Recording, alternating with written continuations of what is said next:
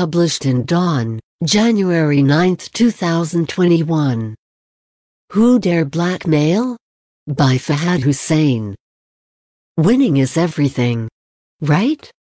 Prime Minister Imran Khan stepped onto the stage late morning on Friday to deliver what appeared to be a routine speech on his projects. This was his first major public appearance in front of live cameras since the murder of Hazara miners in Balochistan.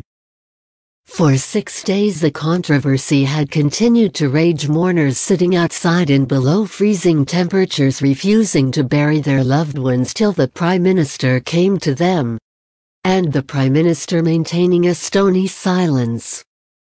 Would he break his silence this morning? Break it? He smashed it.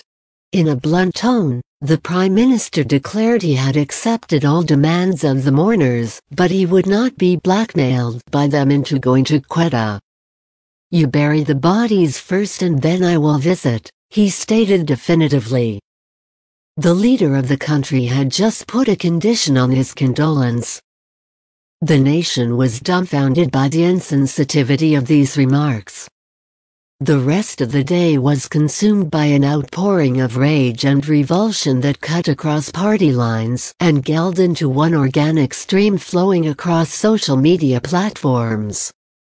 Soon this stream transformed into a wave that roared its way into the heart of national discourse and devoured all feeble resistance coming from official quarters. The veritable army of government spokespersons who meet regularly under the direct guidance of the Prime Minister and weaponize their communication offensives was stunned into silence. Some whimpered feebly on social media timelines but were summarily shamed into silence. By evening, sit-ins had sprouted across many cities and the number of people gathering at these spots had started to swell.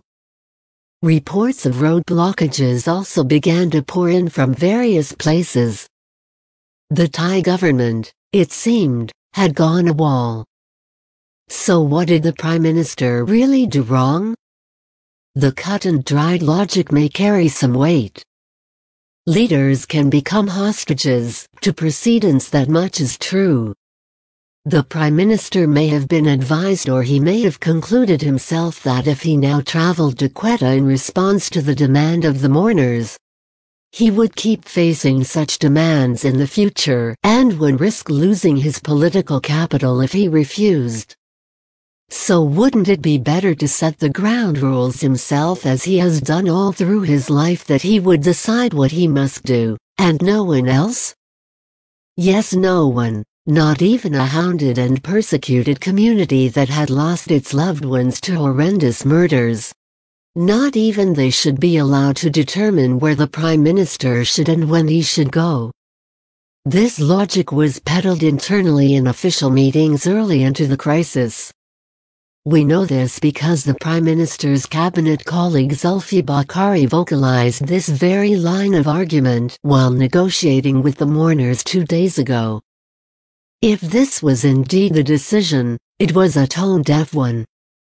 The logic may have appeared valid in theory, but did no one bother to explain to the Prime Minister that he was not in a contest with the PMLN or PPP, where he could power on his aggression and stare down his opponents? Did no one remind him that he was not fighting a battle in which the only option was to win by forcing the others to do his bidding, and compelling them through sheer force of his will to bend and break? Did no one explain to him that a bludgeoned, beaten and persecuted community, burdened with the agony of unimaginable grief, was pleading for sympathy, and care, and consolation? No. This was not a contest that the Prime Minister had to win, none at all, and this was not an opponent he had to vanquish in order to self-actualize his worth in his own eyes. This was a crestfallen people wanting him to embrace them, and shed a tear for them, and with them. That's it. But he read them wrong. He read the situation wrong. And he read the politics wrong. So he went by the book, and by his gut, And he did what he has always done with opponents on the cricketing pitch and on the political outfield. He dominated them.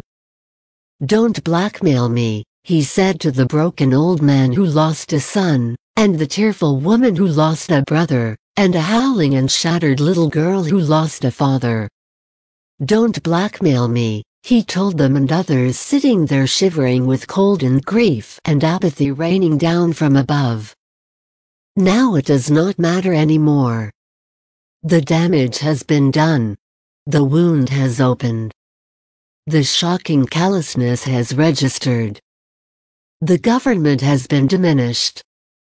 It is a sad day in the life of Pakistan. It has been made sadder by the spectacle of random Thai spokespersons stuttering their way through questions about the Prime Minister's statements. There are long and sullen faces everywhere.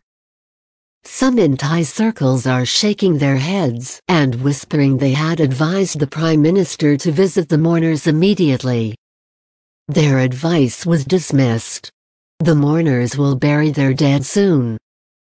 How can they bludgeoned, bloodied and battered as they are take on the Prime Minister of a nuclear-armed state? That's right. So they will accept defeat against their own leader, shoulder the corpses, trudge along to the graveyard and lower their loved ones into the ground. They would have been taught a lesson by the government of Pakistan. Tehreek-i-Insaf, you cannot win against their powerful leader who has struggled for 22 years to gain power. Suitably chastened, they will bow their heads, stoop their shoulders, and head home. Then they will wait for the next round of slaughter. But little do they know that they are not the ones who have been defeated on Friday. Little do they know that they are not the ones who should bow their heads, stoop their shoulders and walk back broken, battered and bludgeoned. The writer is Dawn's resident editor in Islamabad. Published in Dawn, January 9, 2021. Like, comment, share and subscribe my channel Dawn Vocabulary with Urdu Meaning.